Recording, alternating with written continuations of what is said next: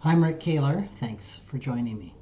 If lawmakers in several states and cities have their way, the traditional security deposit for housing rentals may become a relic of the past. If you've ever rented a house or an apartment, you've almost certainly paid a security deposit. They're pretty ubiquitous. Most deposits equal 1 or 2 months' rent, and they're paid at the time that the tenant signs the lease. Security deposits function are to help minimize damages to the property and offset costs in the event a tenant breaks their lease or breaks something in the property that causes some type of damage. They're also a small indication of the tenant's solvency and ability to pay the rent. While the tenant is legally responsible to cover all the damages or the rent under a broken lease and can be sued for damages if they refuse to pay, collecting is a different story. It can take time and be expensive. Often, tenants just don't have the wherewithal to pay a judgment brought against them.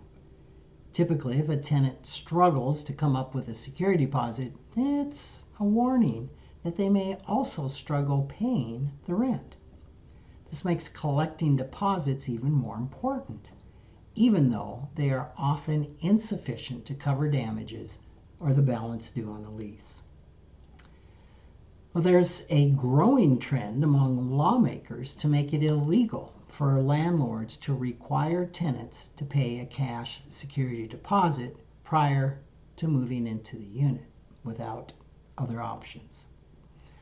The reason, according to an article in the Wall Street Journal entitled "Security Deposits Are the Bane of Many Renters," which was ran in January 2020, written by Will Parker, is to make renting more accessible to tenants who have not saved enough for a security deposit. Parker suggests that many lower to middle income renters find paying a security deposit so expensive that it prevents them from renting. For decades, renters have had to produce cash security deposits. Why is it a problem now? Well, I'm guessing because so many people fail to set aside a portion of every paycheck to create a cash cushion. Given that around 75% of Americans would need to borrow or sell something to come up with $1,000, it's understandable that coming up with a security deposit is hard for most. One solution enacted by Cincinnati forces landlords to accept an insurance policy or installment payments instead of an upfront deposit. Connecticut, New Hampshire, and Alabama are also looking into enacting similar laws. Inevitably, such restrictions will have unintended consequences, like most do, and I think most likely result in landlords finding other means to offset the increased risk of not getting sufficient upfront deposits.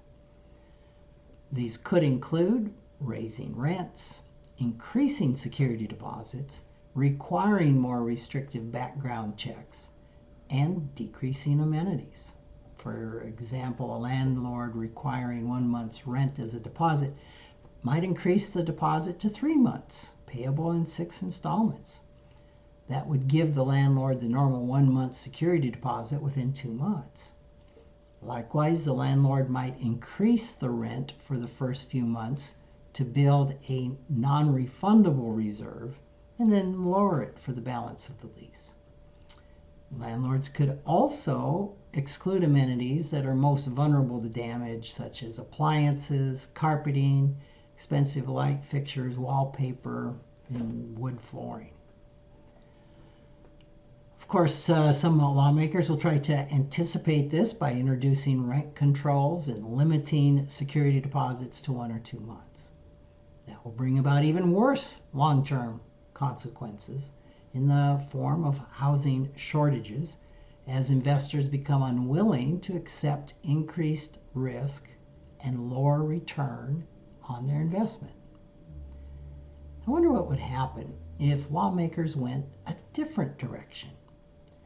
Perhaps they could encourage renters to save enough for a security deposit by creating tax-deductible rental savings accounts or allowing penalty-free withdrawals from an IRA for security deposits.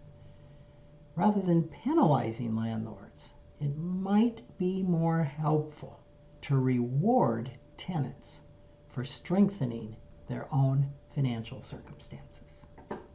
Thanks for joining me.